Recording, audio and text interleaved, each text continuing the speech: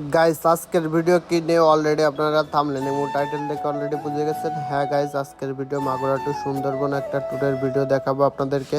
আজ যেহেতু সুন্দরবন ভ্রমণ আমরা করেছিলাম, ভিডিওটা অনেক লং হয়ে গেছে আর আমি লং ভিডিও বেশি একটা পছন্দ করি না এবং আমার চ্যানেলের মধ্যে আপনারা বেশি একটা লং ভিডিও দেখতে পান না। এই জন্য আমি এই ভিডিওটা 3 ভাগে ভাগ করেছি এবং 3 ভাগে পুরো ভিডিওটা আপনাদেরকে দেখানোর চেষ্টা করব। গাইস অলরেডি আমরা মাগুরা থেকে খুলনা চলে এসেছি আর এখানে একটা চার দোকানে বসে চা খাচ্ছিলাম এবং চার দোকানের ব্যানারটা দেখতে আমার খুবই ভালো লাগছিল এবং নিচেই কি লেখা ছিল সেটা আপনারা অলরেডি পড়ে বুঝতে পারছেন।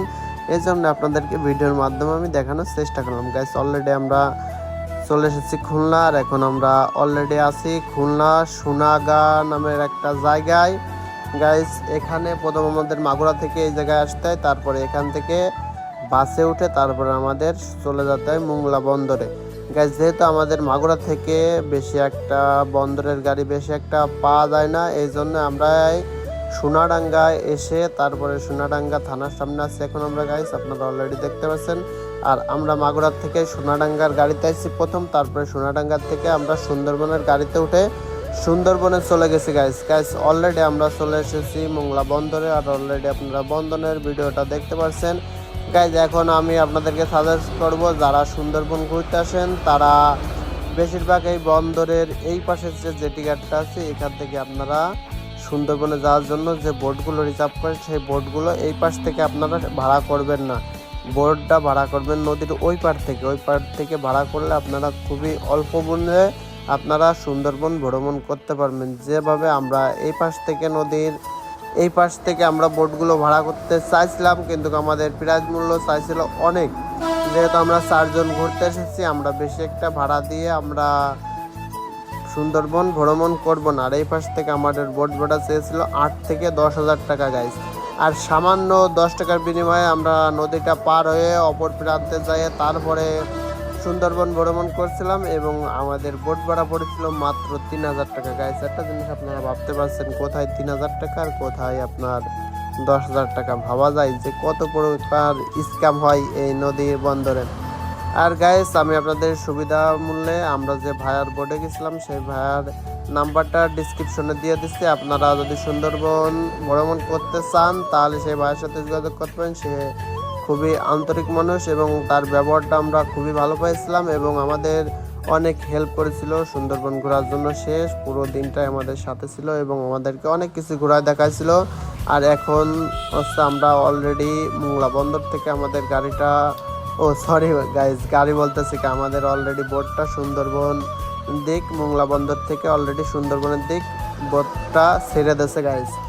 গাইস অলরেডি আমরা আছি আর আমি এখন নদীর কিছু ভিউ আপনাদেরকে দেখাবো। দেখেন নদীর দৃশ্যটা কতটা সুন্দর গাইস, আল্লাহ পৃথিবীতে এমন কিছু করে রেখেছে সেটার কোনো তুলনা হয় না। মানে এমন এমন জিনিস আছে এই নদীতে এবং সুন্দরবনে যাই যদি আল্লাহ ভালো করে তাহলে অনেক কিছু দেখতে পারবো, আর যদি ভাগ্যে না থাকে তাহলে তো বেশি একটা কিছু দেখা সম্ভব না। আর আমি এতটুকু বলে রাখি যে আমার সুন্দরবন ভ্রমণ করার একটাই উদ্দেশ্য, বেশি কিছু দেখার উদ্দেশ্য না। আমার একটা জিনিস সবচেয়ে বেশি ভালো লাগে শীতের শুরুতে সুন্দরবনে যাইতে, মানে গত বছর আমার চ্যানেলে ভিডিও আপনারা দেখতে পাচ্ছিলেন যে শীতের শুরুতে আমরা সুন্দরবন ভ্রমণ করছিলাম এবং এবছরও আপনারা দেখতে পাচ্ছেন যে শীতের শুরুতে আমার সুন্দরবন ভ্রমণ করতে আমরা চলে এসেছি। গাইজ যেহেতু সুন্দরবন একটা ম্যানগ্রোভ বন আর অল বিশ্বের মধ্যে বনটার অবস্থান রয়েছে, আর এই জন্য আমি এই বনে মানে শীতের শুরুতে আসি। শীতের শুরুতে আসতে আমার অনেক ভালো লাগে এবং কাদের কাদের ভালো লাগে তারা কমেন্ট করে জানাবেন, আর আমি সবার কমেন্টে পড়ি এবং সবার কমেন্টে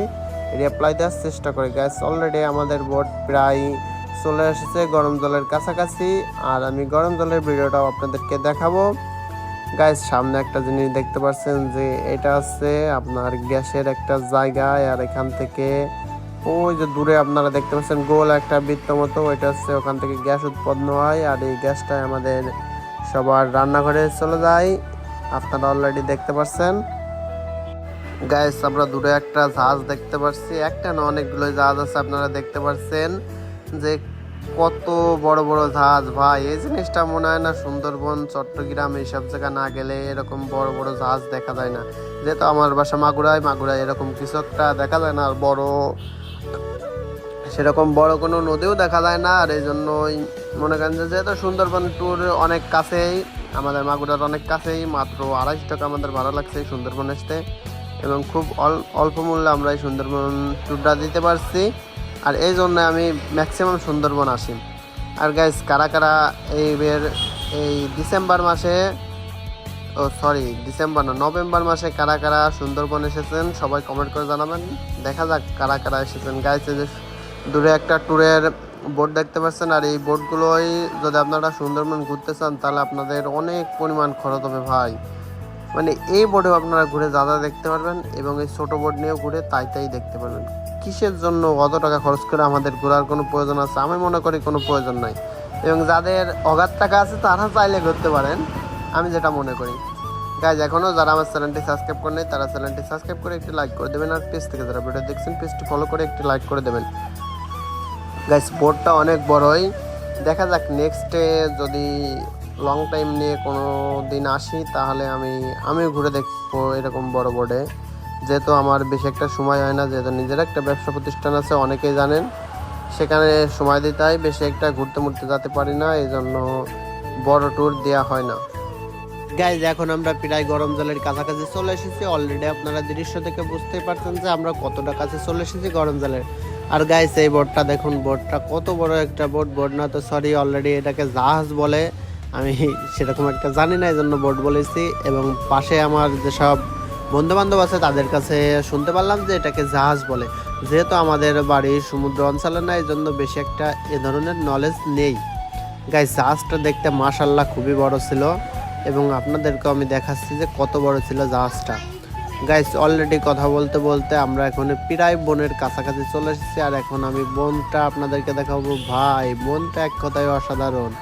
গাইজ, আল্লাহর কি সৃষ্টি সেটা এগুলো না দেখলে বোঝা যায় না। মানে এরকম পাহাড়ি অঞ্চল এবং বন বাতারে নদী নালায় না ঘুরলে বোঝা যায় না যে আল্লাহর সৃষ্টি কতটা সুন্দর হতে পারে। গাইজ, পার্কের থেকেও বেশিটা ভালো লাগে আমার এরকম বনে এবং পাহাড়ে ঘুরলে বেশি ভালো লাগে। পার্কে ঘুরে যতটা মজা পাই এবং তার থেকে বেশি মজা পাই বনে এবং পাহাড়ে ঘুরে।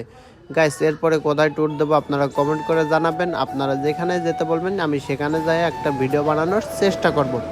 গাইস, অলরেডি গরম জলের দেখা আমরা পেয়ে গেছি, আর এই জায়গাটার নাম হচ্ছে গরম জল, এবং এখানে কোনো প্রকারের কোনো গরম জল নেই। যারা গরম জল ভাববেন তারা বিষয়টা ভুল ভাববেন, কারণ এখানে কোনো প্রকারের কোনো গরম জল নেই। এই জায়গাটার নাম হচ্ছে গরম জল। যারা সুন্দরবনে এসেছেন তারাই এই বিষয়ে জানেন, এবং যারা সুন্দরবনে আসেন নাই তাদের এই বিষয়ে ভুল ধারণা হবে যে মনে হয় ওখানে গরম জল পাওয়া যায়। এই জন্য আমি আপনাদের ভুল ধারণাটা ভেঙে দেওয়ার জন্য বিষয়টা পুরোপুরি ভেঙে আপনাদেরকে জানালাম।